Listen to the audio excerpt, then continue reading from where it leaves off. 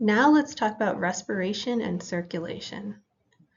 Again, most of these guys are breathing using ctenidia, or gills. Ctenidia is a more technical term because invertebrate gills are not quite analogous to vertebrate gills, but you'll see that both terms are used depending on which sources you're looking at. Terrestrial gastropods have a modified ctenidia that acts a little bit more like a lung, but we'll talk about that in a little bit. But in both cases, they're essentially a large surface area over which gas exchange can occur. That water is drawn into the mantle cavity and passes over the ctenidia, which are vascularized. This means they contain lots of vessels filled with hemolymph, that body fluid. Just like how our lungs have dense capillary beds to allow gases to diffuse into and out of our blood, those gases diffuse into and out of the hemolymph through these vessels.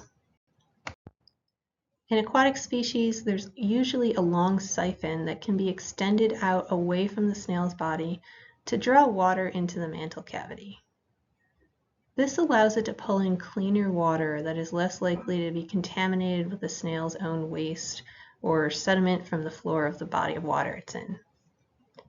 Some species will even have a second siphon on the opposite side to push the contaminated water further from the body. That flow of water into the siphon, across the ctenidia, and out across the anus is directed by cilia in the ctenidia. Those beating cilia create a force to direct the water, just like the flagellated choanocytes did in sponges. They control that one directional flow. As water passes over the ctenidia, oxygen diffuses into the hemolymph and carbon dioxide diffuses out. The direction of hemolymph flow in these vessels makes a difference here too. We can either have hemolymph and water flowing in the same direction or in opposite directions. When they flow in the same direction, we call this co-current flow. Co means together, so that can help you remember that in co-current flow, the water and the hemolymph flow together in the same direction. If we have our ctenidia set up this way, when water first hits the ctenidia, the oxygen level is low in the hemolymph and higher in the water. So oxygen readily diffuses from the water into the hemolymph. But as we move further down that vessel, we get to a point where the concentration of oxygen in both is equal. At this point, we no longer have a concentration gradient, so diffusion is going to stop, and we can't extract any more oxygen from that water. So by the end of that vessel, we've only extracted about half of the available oxygen in that water. Our other option is to have hemolymph flowing in the opposite direction as the water. This is called countercurrent flow. As water hits the hemolymph, just like before, that concentration gradient causes oxygen to diffuse into the hemolymph.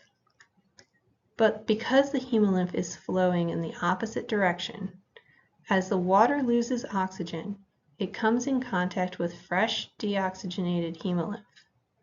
So all along the length of that vessel, we have a concentration gradient.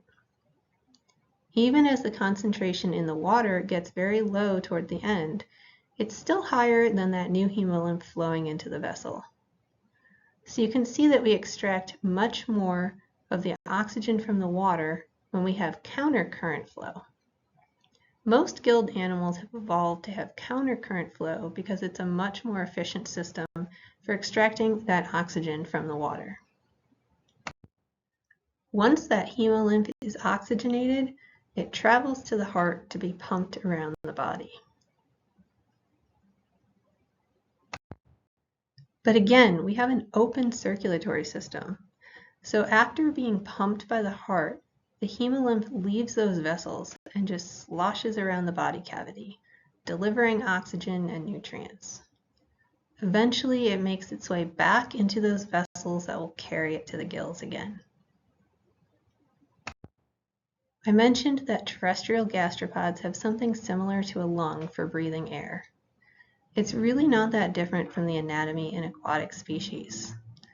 The mantle cavity is highly vascularized so that oxygen can be extracted by diffusion from the air and into the hemolymph in those vessels.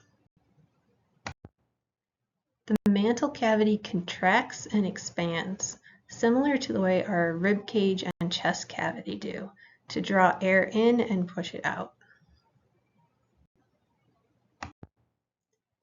Like all mollusks, gastropods have a central nervous system that consists of several ganglia, each of which innervates a different part of the body. But due to torsion, in snails at least, the nervous system is also twisted in a figure 8. This means that most of those ganglia, which you see as the colored dots here, are concentrated toward the front of the body. They also have several different sensory organs. One important one is the osphradium. Think osphragm olfactory. This is basically a smelling organ. It has chemoreceptors that detect chemicals in the water, or the air if we're talking about a terrestrial species. The osphradium is usually found near the tenidia and allows the snail to detect changes in their environment. This might be harmful chemicals that it wants to avoid, or maybe it smells some food nearby. It might smell a predator, or it might even smell a potential mate. We already touched on the cephalic tentacles on the head, but they're an important sensory structure as well. They have tactile receptors and chemoreceptors, so they can taste, touch, and smell with their cephalic tentacles. They also often have eyes. Remember that we had a dense concentration of ganglia in the head that together make up something similar to a brain, the cerebral ganglion. These ganglia innervate all these sensory structures in the head. So how well can a snail see? You might expect that they're only detecting light, but many of them actually have pretty complex eyes with a lens and maybe even a cornea. So these are image-forming eyes. Not as clear an image as most humans can see, but they can view their environment. If a snail has 2 pairs of cephalic tentacles, usually each has an eye, so they may have 4 eyes. You've probably seen a snail trail on the ground, that line of slime that they leave behind from the mucus on their foot. It's not just a result of the snail crawling across the surface. Often they're secreting chemicals in that mucus that they can use to communicate to other members of their species.